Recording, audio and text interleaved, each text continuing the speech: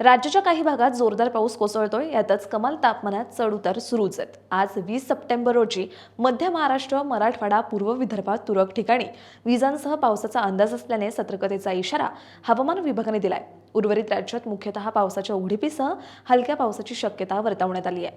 राज्यात विजांसह वादळी पावसाला पोषक हवामान असल्याने आज 20 सप्टेंबर रोजी नंदुरबार, धुळे, जळगाव, नाशिक, अहिल्यानगर, पुणे, सातारा, सोलापूर, सांगली, छत्रपती संभाजीनगर, जालना, बीड, परभणी, धाराशिव, लातूर, वर्धा, नागपूर, भंडारा, गोंदिया, चंद्रपूर, गडचिरोली जिल्ह्यात विजांसह पावसाची शक्यता असल्याने सतर्कतेचा इशारा हवामान विभागाने दिलाय. उर्वरित राज्यात मुख्यतः उघडीपीसह हलक्या पावसाचा अंदाज आहे. नैऋत्य मोसमी वाऱ्यांनी 14 सप्टेंबर पासून पश्चिम राजस्थानमधून परतीच्या प्रवासाला सुरुवात केली आहे. शुक्रवारी म्हणजेच काल 19 सप्टेंबर रोजी मान्सूनची वाटचाल जैसे थे होती.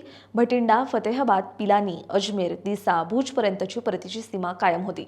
परतीस पोषक हवामान असल्याने 2 दिवसात गुजरात, राजस्थान, हरियाणा, पंजाबच्या आणखी काही भागासह हिमाचल प्रदेश, जम्मू काश्मीरच्या काही भागातून मान्सूनची माघार शक्य आहे.